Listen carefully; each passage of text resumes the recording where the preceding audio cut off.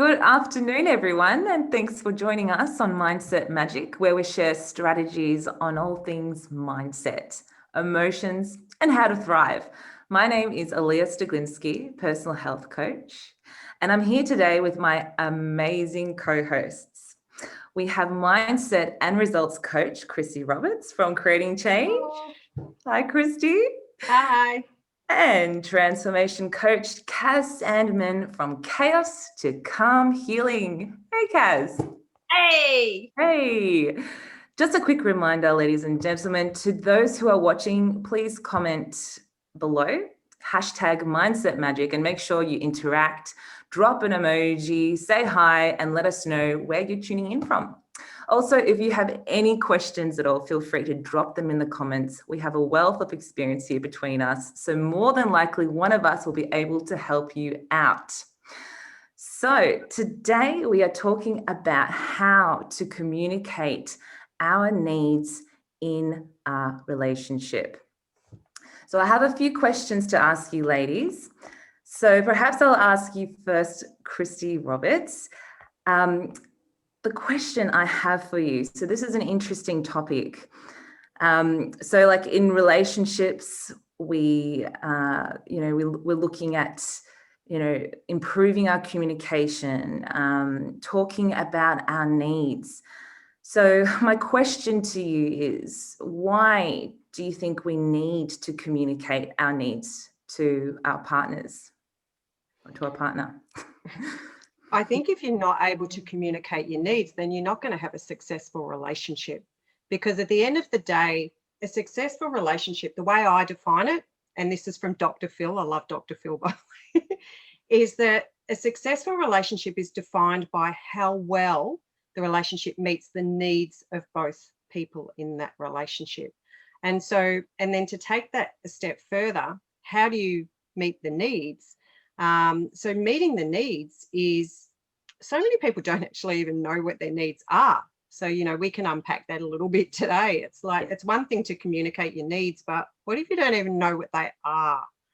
So if a successful relationship is defined by how well we meet the needs of our partner, or how well both parties meet their needs, then meeting the needs is the core component of a successful relationship. And so the communication part, if you can't communicate what your needs are, and if you don't know what your needs are, how are you going to have a successful relationship? How are you going to thrive? How are you going to be authentic? How are you going to be the person that you need to be, that's filled with love and compassion and care, and that it's a safe place for you to fall, because this is the thing. We all want to feel safe. We all want to feel loved. But how do we create that intimacy, and how do we create that connection? It's by knowing what our needs are, and then being able to communicate those needs and teach those needs to our partner. So this is the formula now. So one thing is we need to meet the needs, but the second thing is we need to be able to teach our partner what our needs are, and they need to be able to teach us what their needs are. And so that way you're both working towards each other. And then you get the inevitable question as well what if, I'm doing all the work and my partner's not interested, or, you can't change anybody else. You can only change yourself. So you need to do the work on yourself. And what you'll see is it will inevitably shift in that relationship. So always focus on yourself, with the goal being a better relationship, but knowing that you can't control, because if you're trying to control somebody else, that's not going to work either.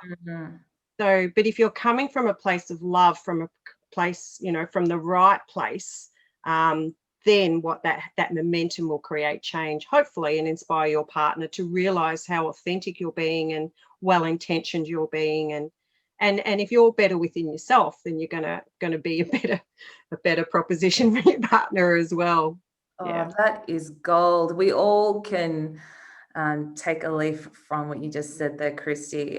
We all need to learn, and we all want to have a better relationship with our partners. Definitely, there's so much benefit from understanding that a little bit better. And yourself, Kaz, why do we need to communicate our needs to our partner? Because I believe ultimately people are not mind readers. So unless you state exactly what you want and what your expectations are, your partner is literally flying blind. So they're living in the relationship from their perspective. So, which is based on their past experiences, their values, their desires, their wants, and their needs. So if you don't say anything, they think that you have this perfect relationship. And meanwhile, you're building up this wall of resentment because you're not getting what you want out of the relationship. So I believe that communicating your needs is a respectful way of giving your partner like a love map to follow, basically. So I think some of the top relationship issues are things like not feeling valued or heard.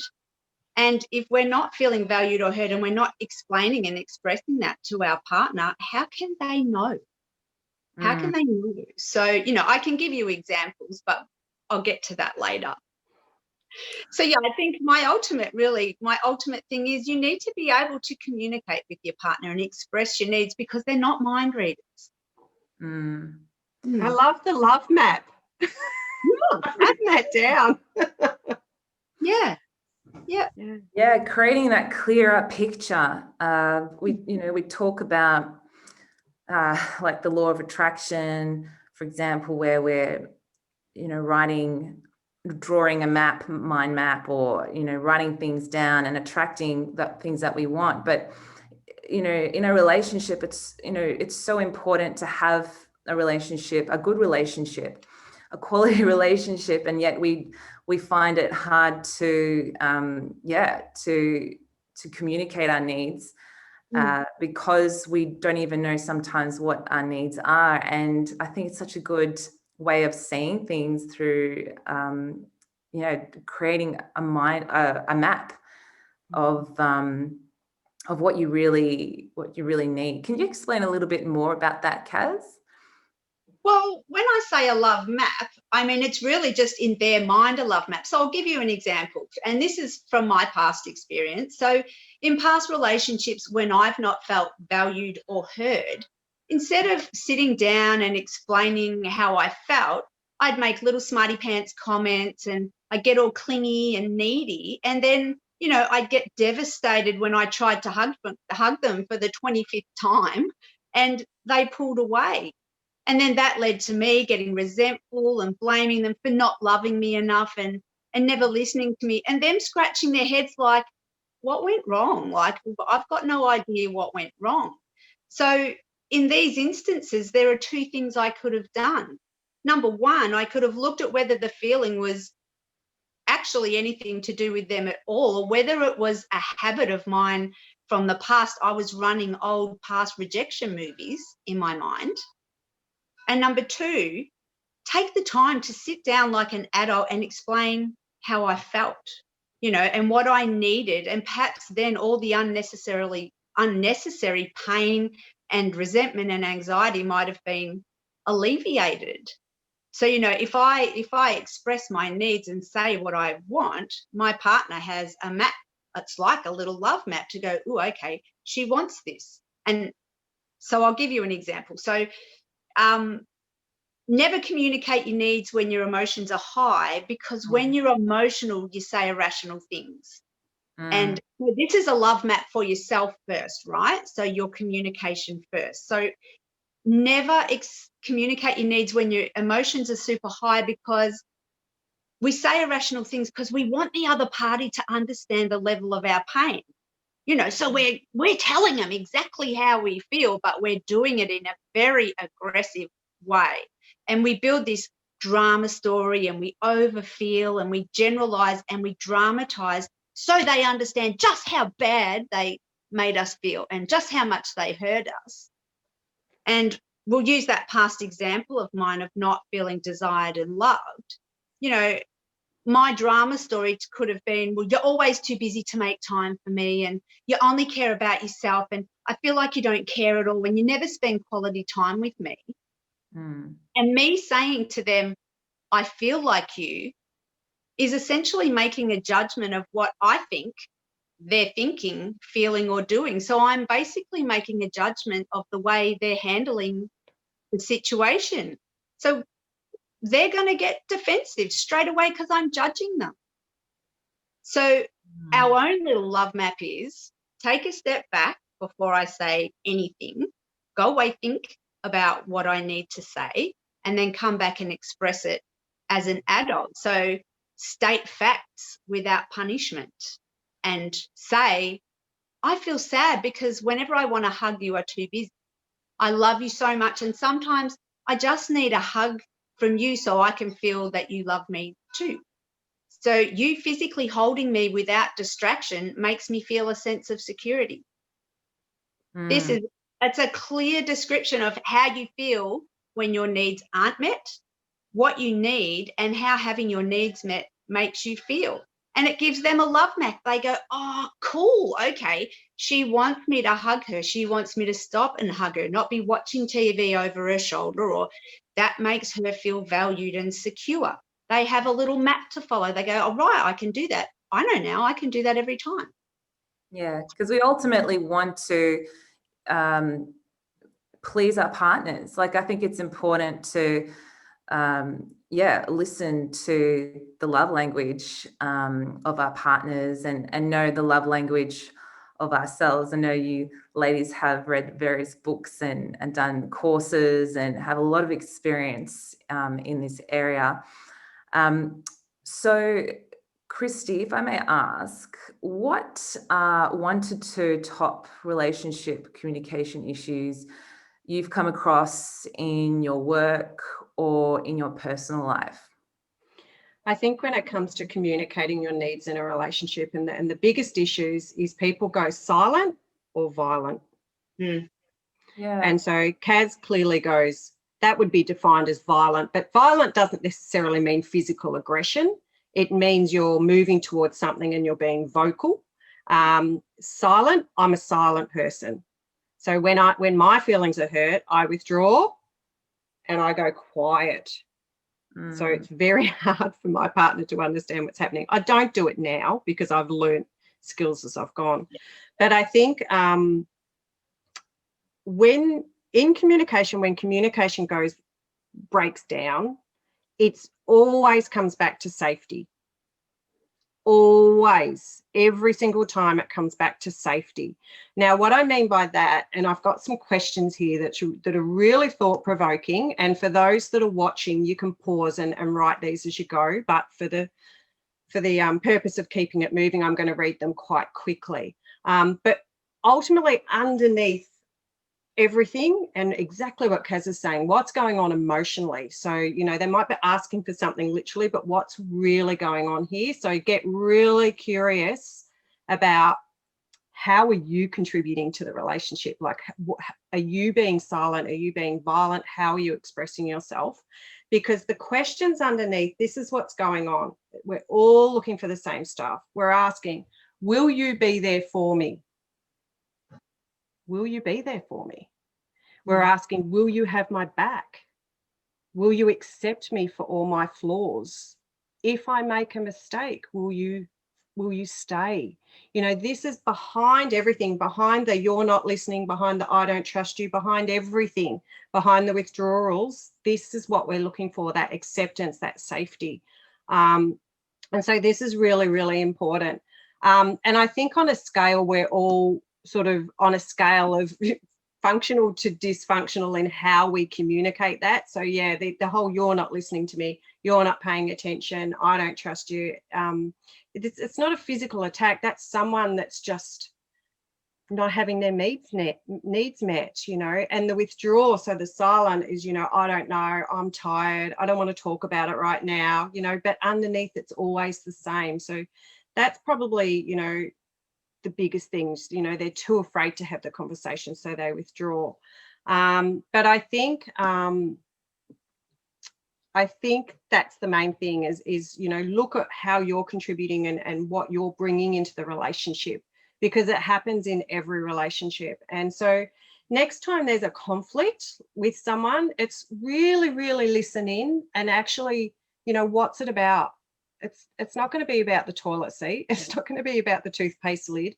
Like, what's actually really going on here underneath it all? So really be open, really be curious, really come from an open heart, because you're together for a reason. Clearly there's love, but sometimes along the way we lose it, like we forget and we lose it. And so really tap into, you know, why are you there? What do you need? Go deeper and just really look for that emotional context.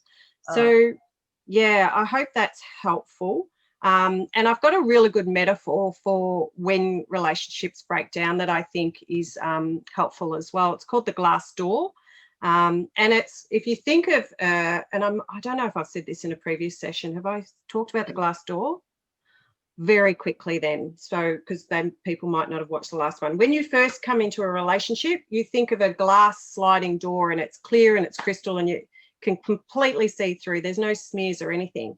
Every time there's an issue or a communication breakdown or a need that's not expressed, or an omission, so something you don't say, it creates a smudge. And what happens is that gets dirtier and dirtier and dirtier. And I think I've said last time, it's like throwing a milkshake on the door.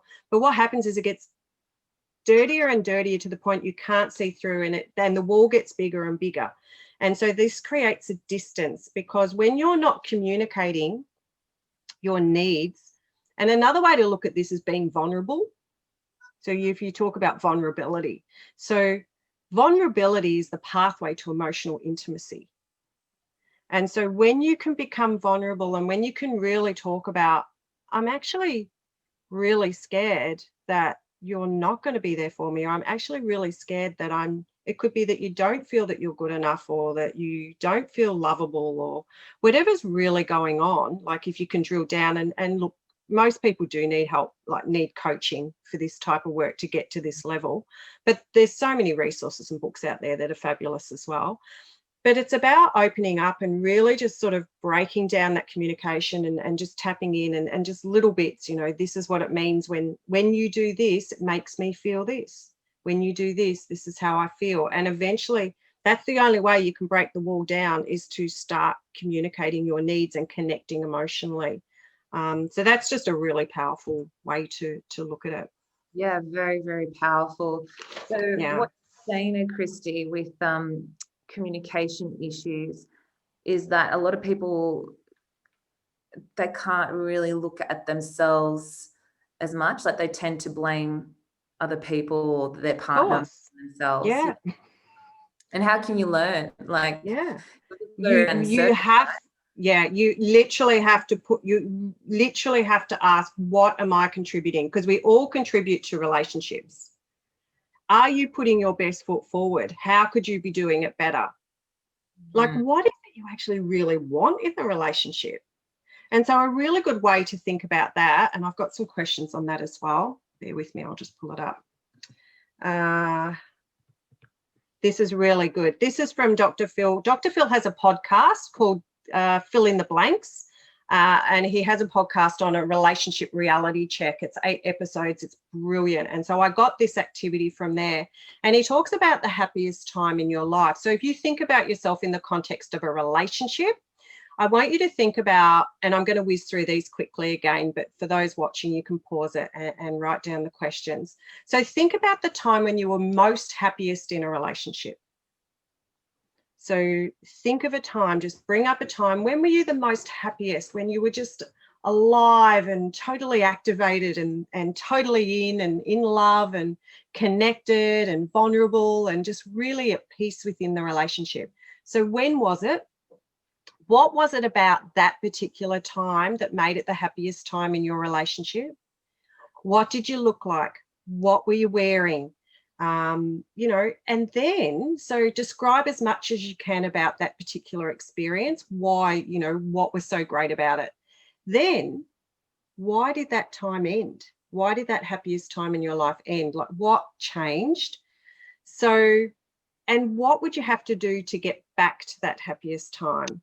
And so underneath this, you know, what changed in the relationship? Because basically, you know, what did you feel? You would have felt acceptance, because ultimately we all want acceptance. But did you feel powerful? Did you feel loved? Did you feel confident? Like, what were you feeling to make that the happiest time? And then what's the gap? And so this is kind of, so this would be your goals for your relationship. What's important to you? And it's important to ask these questions to each person, because we all actually want different things. And so that's when you start tapping into what you can draw out and what's important to you. And so this is part of that defining your needs as well. That's a really good activity to determine what you need in the relationship. You know, I just want to be accepted for who I am. I don't want to have to pretend I'm something else. I don't want to, you know, flaws and all. Because no one's perfect. I don't want to be controlled. I don't want to be this. I don't want to be a doormat. I don't want to, you know, whatever it is. And this is part of your needs, because what happens, and as Kaz was saying, that frustration comes when your needs aren't met. Because if you're not being seen, if you don't feel safe, if you don't feel accepted, if you don't feel understood, your needs are not being met. And so then it's, you know, how can I communicate this in a way that is not fault picking, is not, you know, dysfunctional. It's about how can I communicate this in a way to my partner that's loving, you know, like sit down. It's like, you know, I want this to work. I love you. I'm in this 100%, you know, and we can have this. We can totally have this. So let's work out what's really important to us, and let's work out little steps and ways. No, it doesn't have to be big, little things that we can do for each other, things that we can do to help us get there. And even having those conversations creates more intimacy, because that's a vulnerable conversation. Perfect. Yeah, it definitely helps us to create more of a bond, because it's not easy to be authentic in yourself in a relationship if you can't express yourself and feel like you can trust the other person, feel safe, definitely. And for yourself, Kaz, what are your 1 to 2 top relationship communication issues you have come across in your work or personal life? Look, I think one of the big ones is when people assume that they know what the other person is thinking or feeling. And I think it's really important for us to understand that as men and women, we are different. And as women, you know, woman to woman, we're intuitive. We get that another woman is feeling down, or we can sense that. Whereas a lot of men don't. That's not their natural way of being. They we're expecting them to be that way because that's how we feel, and that's how as with other women we can sense when they're down. Why can't our men sense when we are? So, you know, my hubby and I, when we met, we very quickly came to an understanding that he isn't someone who just talks about his feelings. And by me constantly saying, what's wrong? What's going on? What's blah, blah, blah, blah, blah, blah, blah. You know, and he would just want to go off in his cave and just think about what he wanted to say or what was going on for him, and then he would come back out. So we made a thing, or a rule basically, that if one of us senses there's an issue, we ask the other one if everything's okay. Hey, is everything okay? And if they say, yeah, we say, awesome, no worries. We let it go. We don't build a drama story about it. We don't create anything around it. And, you know, if he says, yep, everything's fine, I say, perfect, no worries, let me know if you need anything. So the door's open for him to come and communicate with me when he's ready. But I don't spend the rest of my day going, oh my God, what have I done wrong? What's the matter? Something's wrong. You know, so there's no assumptions. My dog is crying. And the other thing I think is really important for us all to do is learn to honour each other. So as women, we tend to sometimes, I've just done this whole masculine feminine course, and it was a big slap in the face for me because I could see there are a lot of things that I do that made my man feel inferior and not good enough. And so I was very controlling. I was very bossy. I was very make it happen, very masculine energy. And when you're a masculine woman, you butt heads with your masculine man. And so that makes him feel unsafe. It makes him feel not able to communicate well with you. So, I totally have changed my methods of communication. Every day I tell him how amazing he is. I thank him so much for the things that he does. And I do it in the way of a woman to a man, not a mother to a son. Thank you so much, love. That was so helpful. I couldn't have done that myself. So honoring your man and making him feel amazing opens him up more to communicating.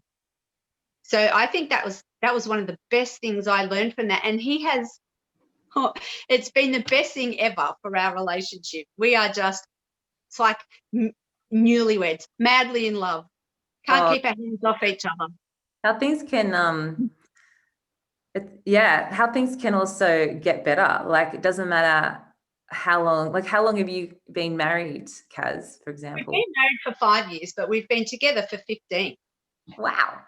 So, like you can just build and build. Yes. And, if you just take a look at yourself, don't, as Christy said, and as you said earlier, don't be blaming the other person. Look at yourself. What do I need to do to make this relationship better? If I want to have this amazing relationship, it's not just going to happen, and he's not just going to know. So how can I make him feel like he's the most important person in my universe and that I love him so much and I want him to feel valued and loved and happy? Then it's way easier for me to communicate my needs and say what I want and what makes me feel happy. And, you could have something like a love jar. So I'm all into jars and books and banks, aren't I? But, you could have like a love jar where you each write down little things that make you feel happy, that make you feel good, or that fill up your love bank, and put them in the love jar and just say, I'm just feeling need of some loving. Go find me something out of the love jar. And he might take you out for dinner because that's what he pulled out of the jar, or he might give you a massage, or, we've got to give people ideas of what we want. Oh my gosh, I've just had an epiphany. I just realized how much of a mother I've been to my partner. But anyway, live and learn. Like I'll make smoothies. When we mother, if you mother your man, then he will either butt heads with you because he's masculine, or he will turn into the son. He will become the teenager or the little boy arguing with his mother. And that's when we go, oh, God, you're being so weak. You're being pathetic. You're being ridiculous. No, they're not. You have stepped into the mothering role and you need to take a step back and have a wife to husband adult conversation with them. You think that's right. That's right. So what my relationship communication issue would be, as an example, would be definitely my personal life right now.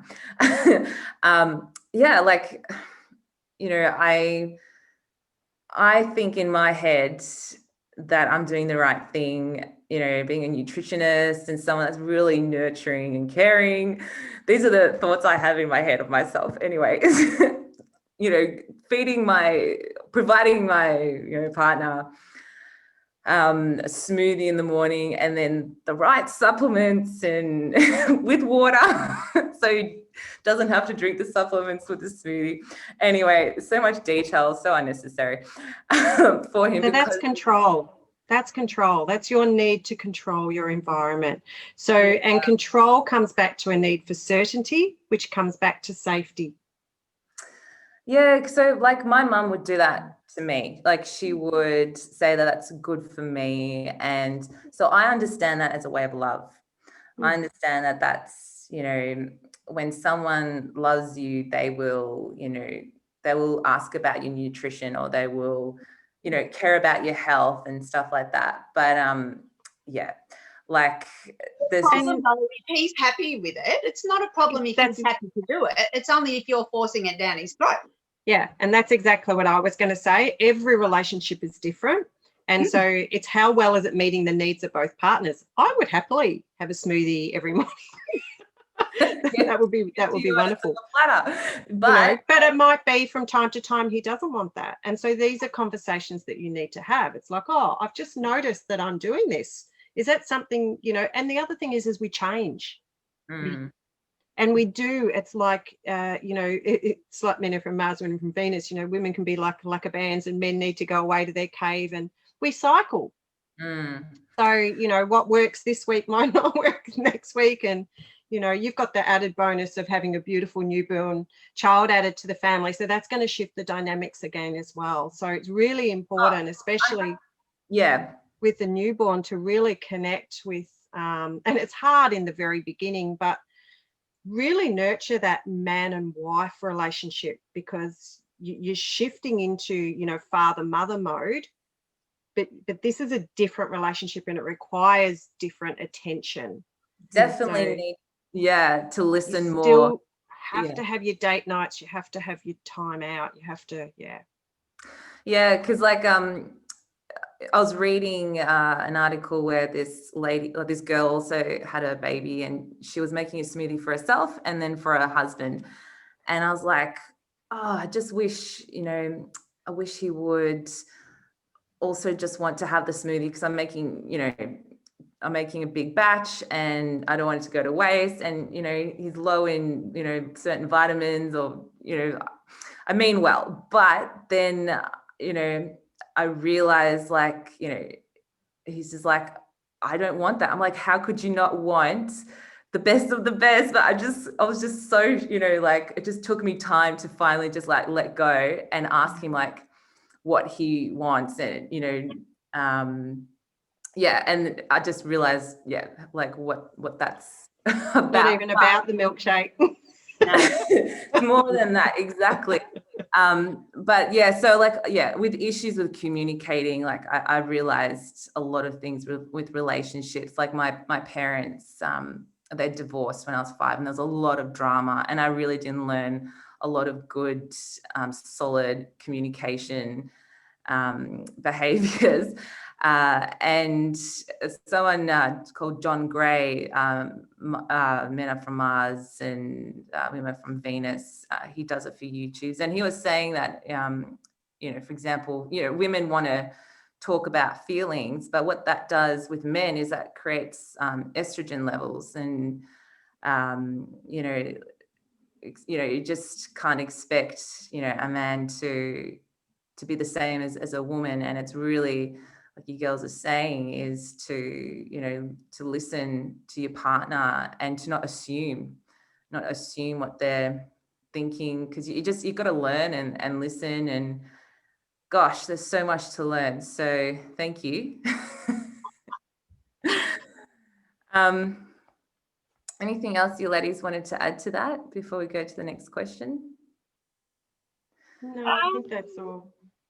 And then, so what I really wanted to, I think it'd be good to talk about the steps, just to clarify what we can do, like a step-by-step process, if you ladies have one, which I know Christy's given us already some of it. So I think it's important to start actioning on how we can actually start to really create nice integrity in our relationships and be authentic selves, and learn and enjoy life as partners. So Christy, if you wanted to share with us your formula that we can learn from. Yeah, so I don't have a specific formula, but I'm just going to share a number of different strategies. I think that's probably a better use of the time today. So one strategy is called the first 4 minutes. So when you've been apart for the day and you come back together, there's a lot of research around this, is that those first 4 minutes are the most important. So when, you come in the door from work, or if you've been, in your offices at home, whatever it is, throughout the day, but when you come back together, the first 4 minutes should only be positive communication or fun. So things like I've written here, acknowledging each other. something funny. You could even pre-plan this if it doesn't come naturally. Think of a funny story you'd like to share, something good that happened in your day, something exciting, a compliment. So something, so not kids, not bills, not what's cooking for dinner, not your issues of the day, not what's frustrated you or you know, how you're feeling low, nothing like that. So first 4 minutes, just positive. Sit down and give yourself that space, because that then sets the tone for the full evening. So that's really powerful. Now you can extend the 4 minutes, of course, but it's really important just to connect and just be adults in that space together in a positive space. Another thing is gratitude. So sometimes, especially if we're frustrated with our partners, we can lose sight of what we actually really like, so it's important to think back to when you were first together and what you loved, what qualities your partner has that you love, that you enjoy, that make you feel good. And that's what you can compliment them on that. Or that's, I love it when you do da da da da da. You know, so come from a grateful place, because what you focus on is what you're going to get. If you focus on all the negativity and all the crap, those stories are just going to exacerbate in your mind. Whereas if you're focusing on the good stuff, that can be more powerful, and how to get that. 5 love languages. So we mentioned love languages just before. So this is here's that from Gary Chapman, really good book. You can go online and you can do an online test, and there's an online test for couples. You can do this with your kids. You can do this for any relationship. But there are 5 key love languages, and this is common throughout any coaching and therapy. It's common practice. A lot of people know about this already, but it's a really good reminder. So go on and do the test and find out what love language you are. So this links back to identifying your needs, which are critical, because you need to understand what your needs are to be able to communicate them in a relationship, to be able to have the successful relationship. If you can't communicate your needs, you know, that's where you've got to start. So the 5 love languages are physical touch, words of affirmation, giving gifts, quality time, and acts of service. And this is about learning what your partner's love language is. And there's a lot of information in the internet, and there's stuff in the books as well. There's so much information out there about these 5 love languages. So this is about understanding your needs, but this is about identifying what your partner's love languages are and start talking to them in their language. So your homework then, especially like, you know, I'm quality time and acts of service. So if I had a partner that was words of affirmation, which I don't, but if I did, then I would need to practice words of affirmation. And I would need, even though it's foreign, I would need to start talking to him in his love language. So this is the key. This isn't about, it's about, yes, knowing what your needs are so you can actively teach your partner what you need, but it's about fulfilling their needs. So that's really powerful as well. So just try to listen, go deeper. Kaz, you've gone sideways. Is she having internet trouble maybe? Okay, so we just lost Kaz there, but she's back now, so I'll keep going. So I was just saying, just really, especially with the 5 love languages, it's a really good opportunity if you're going on and doing, you know, this online test, to open the dialogue, have a conversation about it, get curious about it together, because, you know, these are the types of conversations that are really powerful. And this is something you can do every 6 months too. You don't have to just do it once, but really try to listen, really go deeper, really look behind the words, look behind what's going on, and just also always look at how you're contributing. What are you contributing to this? Because it'll be there. And if you are struggling in your relationship, reach out, because there's so many relationship coaches and people that work in this space. I work in this space that can really help you identify some of the stories. And the thing is when it comes to the stories and the drama, if that's happening for you, or if you've got a partner that does a lot of drama and wants to debate, especially in the first 4 minutes, if you're doing that activity, you don't have to engage. You don't have to argue back. You don't have to debate. You don't have to engage in that. So you as an adult have choice in how you respond in situations. So just notice how you're contributing and what you're putting into the relationship. And if you need to do some tweaks, then tweak. Yeah, change it. I think it's really powerful as well to schedule time. Schedule time for proper conversations. It can sound quite structured, and for some people it doesn't work. But if you want to have a great relationship, great relationships don't just happen, right? You actually have to actively work at a great relationship. So you need to prioritize it, and you need to, the more you can be on the same page, the better. But if not, you know, like I have a spa. So for example, spa time is really great communication time because you're away from technology, you're away from the TV. You know, going for walks is a really great time to communicate. Being in the car can be a really good time to communicate. So it doesn't have to be really formal, but, you know, but create time to prioritize and spend time on these conversations and ask your partner, okay, what can I do better? What can I do better? Yeah. And this isn't about critiquing, but what can I do better? What 3 things do you like about me? What 3 things are a little bit frustrating? Let's talk about that. How can I do that better? Because the more you can have these conversations without it being a personal attack, it's feedback. It's feedback, and feedback helps us grow, and feedback makes us better. So and this is where I say be open, be open, be curious, and be looking to grow. How can you be better? How can you contribute more? How can you take feedback without taking it on personally? Because if they're giving you feedback, they care. They care enough to give you feedback. Because if they didn't care, they wouldn't be giving you feedback. They might not be giving it in the most constructive way.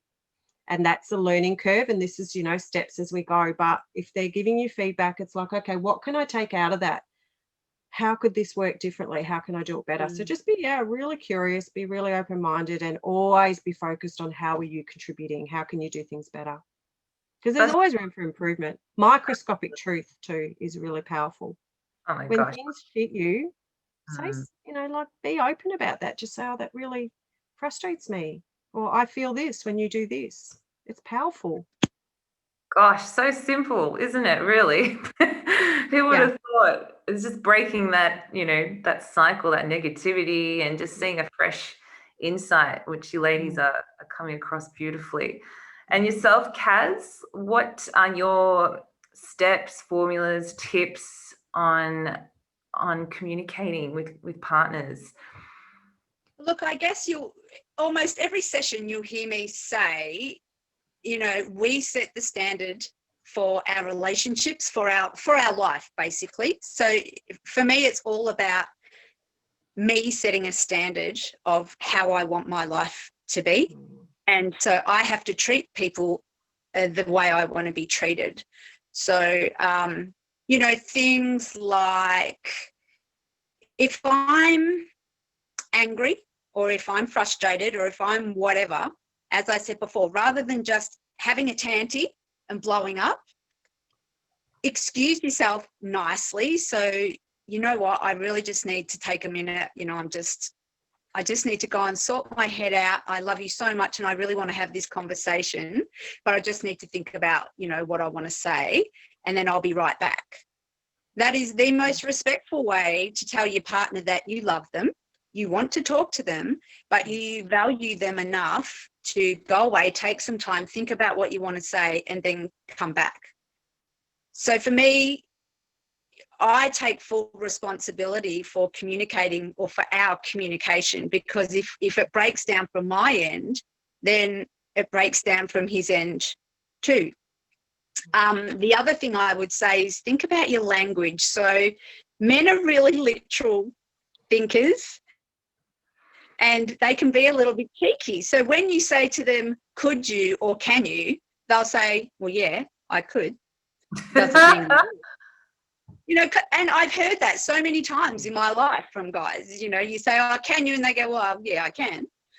But it doesn't mean I will, because it's like you're questioning them. So it's like them, It's like them saying to us, could you marry me? And we'd be like, well, yeah, that's a weird way to say it. And it kind of makes them weak.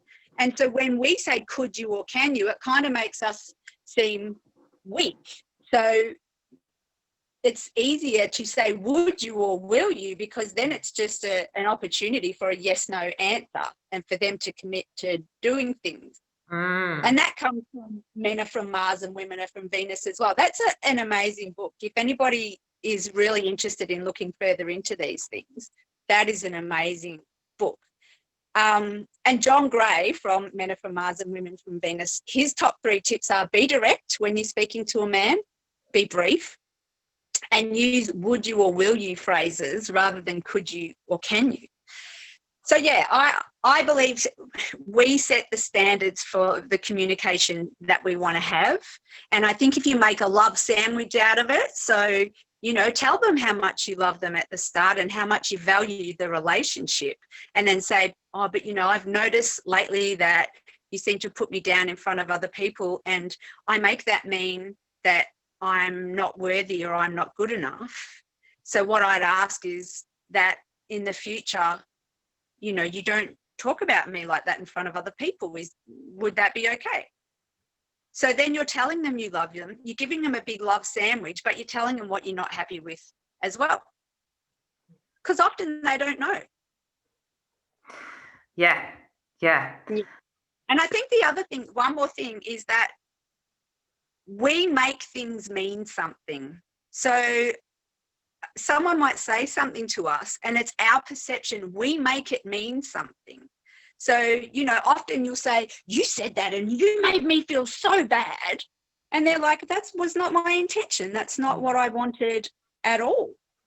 So what we need to say is, when you said that, I made it mean that I wasn't worthy, or I made it mean that I'm not lovable, or I made it mean that you don't love me, or you think I'm fat, or you think I'm ugly, or you don't like my clothes. So we need to take responsibility. It comes back to us. Definitely take responsibility. That's exactly. That's it for me. Yeah, very powerful. I mean, I've learnt a lot through having to take responsibility, because coming from a background of always seeing drama and being drama, I realized, like, the only person that can create a good relationship and respectful relationship is me. Otherwise, you know, we just keep creating the same drama and scenes. So we think it's hard to break, but you just got to listen to yourself and realize that when you react, you have a choice. You really do. And the tip I would bring forth to this conversation is to, you know, find a way to like, when you react, like, you know, some people say breathe. Like, breath is really good to help break that immediate reaction. When we get angry, you know, we can't particularly just go, oh, I'm so angry at that point, because, you know, we're throwing things around or raising our voice, and that's not fair and that's not respectful. So best thing is to notice and acknowledge that we're getting mad. So that might include some breathing, acknowledgement, and just walk away. And, like, you know, Kaz was saying, you know, just you know, say that, you know, I love you, I just need to go for a bit. So that's something that I've learned coming from, you know, 2 alpha partners. Like, where my partner and I, we can headbutt each other sometimes, but we've learnt to move away from the situation and to come back and to communicate at a time. And like you said, Christy, it's so important to be able to communicate when it's right, when it's, you know, don't keep it for too long, but, you know, find an opportunity where you're both in a good mindset. So going for a walk, or cooking together, or, you know, having that spa time. That sounds great. Just so fish and chips on the beach. Like there's so many ways you can connect, but it's important to have that time out. Yeah, and it's as simple as that, really. And oh gosh, could talk about it all day, and definitely listen to you ladies, because and there's so much more to this topic. I mean, we're only just brushing the surface, but it's probably worth mentioning old wounds as well, because that came up. I just thought of that when you were talking then, Alia. I think you know, a lot of us have patterns of how we've grown up, or old wounds from our past that can get triggered in us, you know, like abandonment, loneliness, different things like that. So that can be really powerful, working with a coach and working with self-directed healing to release a lot of that energy and the emotion and the charge that comes with that, so that you're not triggered when you're in that circumstance, because they'll be your go-to triggers. So often with old wounds, there's work to be done to remove the charge, and that's where the self-directed healing and the coaching can be really powerful. Perfect. And so where can we find you, Christy Roberts? So all my website's about a week off now. Actually, it'll probably be launched by the time this comes up. So you'll get me at Christy Roberts Coaching. So my name's going to be on here. Christy Roberts coaching.com is my website. And all my aliases for Instagram, LinkedIn and Facebook are all at Christy Roberts Coaching. So that's how you'll find me. Yeah, and we can get a free consult or a quick chat with you. Yeah. So we all offer the free consult. So if you've got questions, if you're curious, if you want to explore how coaching or self-directed healing could work for you, by all means, reach out to any of us because we all offer free strategy calls, because you need to know if you're a good match. You need to know if it's going to work for you. We need to discuss, you know, rates and details and how it works and all that sort of stuff. So that's why we offer the free call, just to sort of go through a lot of that information, just to see if we're the right match. Perfect. And same goes with Kaz. Kaz, where can we contact you? I'm not sure if Kaz is there. You can find me on my... Oh, sorry, go Kaz. I'm here. You can find me on my... Kaz, your internet's not working. So Kaz is at Chaos to Calm Healing. So she's on Chaos Facebook. to Calm Healing on Facebook. Perfect. Well, thank you so much, ladies, for your wealth of information. And how do we find you, Alia? I'm at personalhealthcoach.com.au. Great. What an amazing session it's been today. We have... Hi, Kaz. We're just finishing off, and we are so glad that you could join us. We hope that you can really action the steps that we've spoken about. More than welcome to book in a session with either of us as self-directed healing specialists, healing practitioners. And we look forward to seeing you in the next session. So all the very best from all three of us. Kaz Sanderman, Christy Roberts and Alia Stiglinski. See you next time. Bye, everyone.